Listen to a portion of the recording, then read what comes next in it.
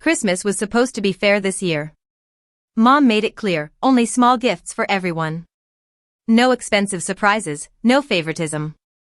For the first time, I actually believed her. We all agreed, Christmas was about love, not money. But when my sister's kids tore open their boxes and found shiny new iPhones, my heart just dropped. Everyone froze. Mom laughed it off, saying they're just children. But at that moment, something in me broke. It wasn't about the phones. It was about realizing who truly mattered, and who never did. Every Christmas in our family came with the same rule, one gift per person, something thoughtful but simple. The goal was to make the holiday about togetherness. But that never stopped my mom from bending the rules for my sister, Emma. She was always the golden child, the one who could do no wrong. Last year, Mom gave her kids brand new bikes while the rest of us got scarves. I brushed it off, thinking maybe she just wanted to make the kids happy. But this year, she swore it would be different, equal gifts for everyone, she said. I believed her. I shouldn't have. A week before Christmas, Mom called a family meeting on FaceTime. She wanted everyone to agree, small gifts only. I could see Emma smirking on the screen, pretending to care. My brother, Jason, nodded and said he'd stick to it. Mom sounded so serious about it. This year, we're keeping it simple. No one's competing. Just love. I felt relieved. Money was tight, and honestly, I didn't want the stress of comparing gifts again. I bought a cozy handmade sweater for Mom, a book for Jason, and little art supplies for Emma's kids. I wrapped them all neatly, proud that I stayed within the budget. But deep down, I couldn't shake the feeling that Mom had something up her sleeve. With her, equal never really meant equal. The house smelled like cinnamon and pine. Mom was humming carols in the kitchen, acting cheerful as if nothing could go wrong. The kids ran around excitedly, and for a moment, I thought maybe, just maybe, this would be a peaceful Christmas. We gathered in the living room, sitting in a circle with our small piles of presents. I watched as everyone opened their gifts one by one, laughter, hugs, and smiles all around. When Emma's kids reached for their boxes, I smiled too. I was happy for them, until I saw the logo. Apple. The room went dead silent. Emma gasped dramatically, "Oh my gosh, Mom, you didn't have to." Didn't have to? She planned it. There they were, 2 brand new iPhones. My jaw literally dropped. I looked around the room, everyone's smiles faded. Mom just laughed awkwardly, waving her hand like it was no big deal. "Oh come on," she said. "They're teenagers. They need them for school." But that wasn't the point.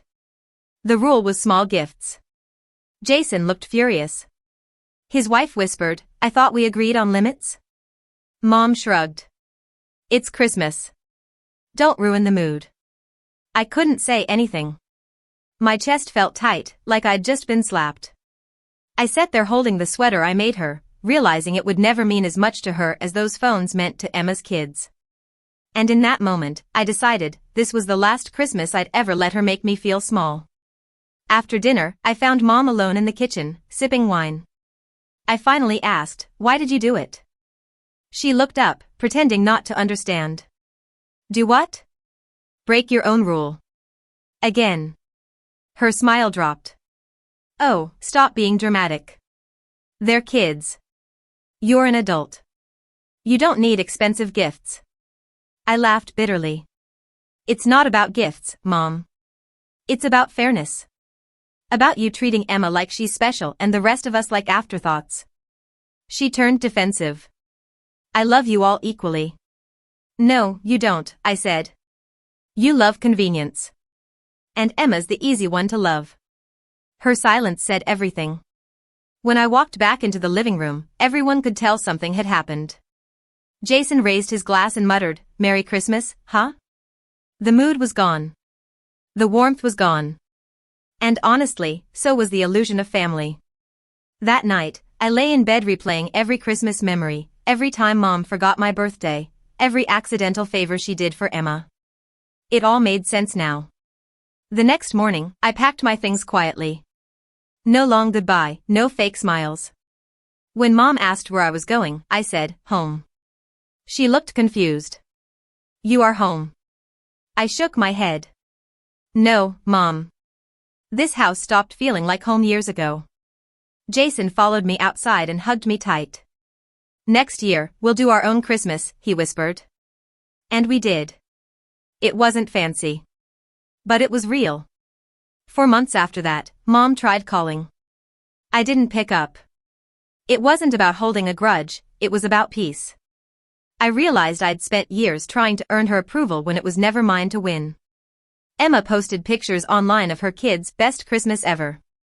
It stung, but not for long. Because for once, I didn't envy her. I pitied her. When you grow up being the favorite, you never learn how to be grateful. But when you grow up being overlooked, you learn strength, independence, and self-worth. And those are things no gift can buy. Christmas used to be about what I didn't get. Now it's about what I finally gave myself: the peace, boundaries, and self-respect. I stopped chasing equal treatment from people who never saw my worth. Sometimes, walking away is the gift. So if you ever feel like the forgotten one, remember this: being left out isn't always a loss. Sometimes, it's freedom wrapped in silence. Because the best gift isn't under the tree. It's realizing you deserve better. And choosing yourself, without apology.